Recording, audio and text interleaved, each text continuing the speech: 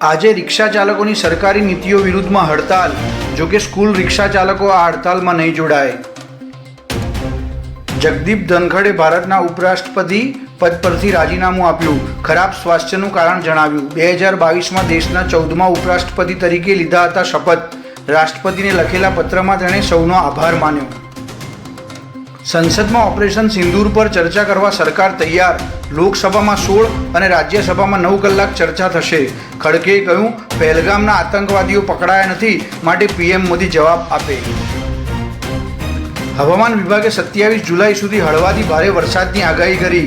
25 જુલાઈ સુધી રાજ્યભરમાં ગાજવીજ સાથે હળવાથી મધ્યમ વરસાદનો માહોલ રહેશે. 26-27 જુલાઈના રોજ 15થી વધુ જિલ્લામાં yellow alert.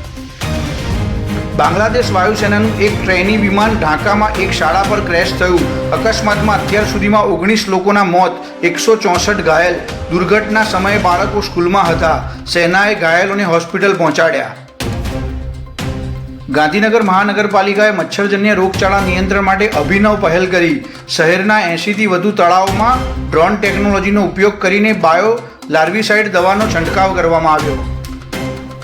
Bhavnagar local crime બ્રાન્ચે શહેર વિસ્તારમાં પેટ્રોલિંગ દરમિયાન એક મહત્વપૂર્ણ સફળતા મેળવી. પોલીસને મળેલી બાતમીના આધારે જેલ ગ્રાઉન્ડ વિસ્તારમાંથી શંકાસ્પદ વ્યક્તિને ઝડપી પાડ્યો. કેસકાંડમાં ફસાયેલા જસ્ટિસ યશવંત વર્મા સામે મહાભિયોગ પ્રસ્તાવ લાવવા માટે સંસદના બંને ગૃહોના સ્પીકરને લેટર આપવામાં આવ્યો. કેસકાંડમાં ફસાયેલા જસ્ટિસ વર્મા વિરુદ્ધ મહાભિયોગ, 200થી વધુ સંસદોનું પ્રસ્તાવને સમર્થન. અમેરિકાની એક હોસ્પિટલમાં એમઆરઆઈ રૂમમાં ગયેલા કીથ મેક એલિસ્ટર નામના 61 વર્ષના વૃદ્ધાનું કમકમાટી ભર્યું મોત નીપજ્યું. વૃદ્ધાએ ગળામાં મેટલની મોટી ચેન પહેરી હતી, જેના કારણે તે એમઆરઆઈ મશીનમાં ખેંચાઈ ગયા.